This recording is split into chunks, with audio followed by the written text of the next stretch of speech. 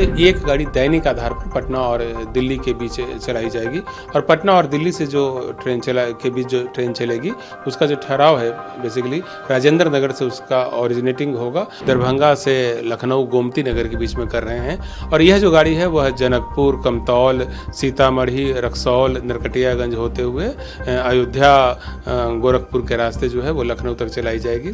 तीसरी गाड़ी जो कि मालदा टाउन से चलेगी और उसका परिचालन लखनऊ के गोमती नगर के लिए किया जाएगा।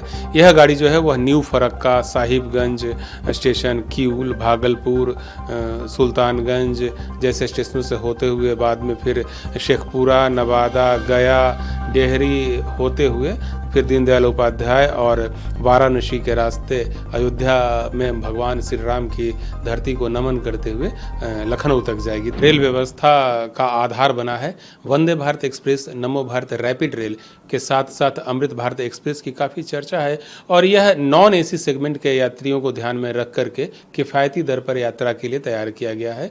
इस ट्रेन में आधा जो रेक है वह स्लीपर क्लास का होगा और हाफ रेक जो है वह सिटिंग कैपेसिटी के साथ चलाया जाएगा और इसका जो किराया है वह मध्यम वर्ग को ध्यान में रख के रखा गया है जो कि 500 रुपये प्रति 1000 किलोमीटर के हिसाब से आता है। अभी जो 3 वंदे भारत एक्सप्रेस चलाई जाने वाली है उसमें से एक गाड़ी दैनिक आधार पर पटना और दिल्ली के बीच चलाई जाएगी और पटना और दिल्ली से जो ट्रेन चलेगी उसका जो ठहराव है बेसिकली राजेंद्र नगर से उसका ओरिजिनेटिंग होगा और वहाँ से फिर पटना, दानापुर, आरा, बक्सर तथा दीनदयाल उपाध्याय स्टेशन पर रुकते हुए यह गाड़ी दिल्ली के लिए चलेगी। फिर सूबेदारगंज में भी इसका ठहराव दिया गया है और साथ ही गोविंदपुरी, गाजियाबाद होते हुए यह ट्रेन नई दिल्ली तक पहुंचेगी। डेली चलेगी यह ट्रेन। वीकली आधार पर 2 नई गाड़ियों का परिचालन किया जा रहा है जिसमें एक गाड़ी का परिचालन हम लोग दरभंगा से लखनऊ गोमती नगर के बीच में कर रहे हैं और यह जो गाड़ी है वह जनकपुर, कमतौल, सीतामढ़ी, रक्सौल, नरकटियागंज होते हुए अयोध्या, गोरखपुर के रास्ते जो है वो लखनऊ तक चलाई जाएगी।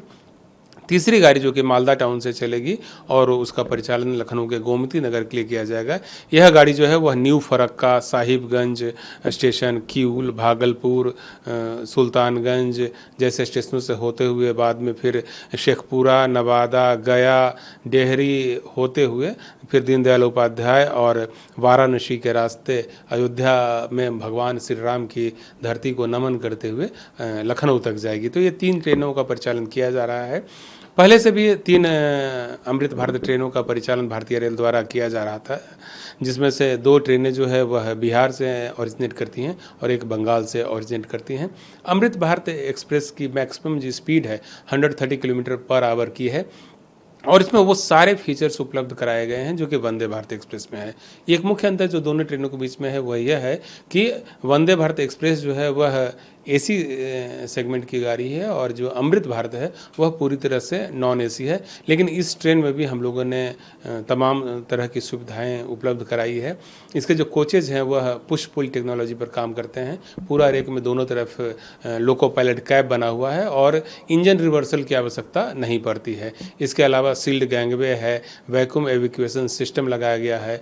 हर कोच में टॉकबैक यूनिट लगाए गए हैं जिसकी सहायता से कोई भी यात्री लोको पायलट या जो हमारे ट्रेन के गार्ड होते हैं उनसे सीधे बात कर सकते हैं।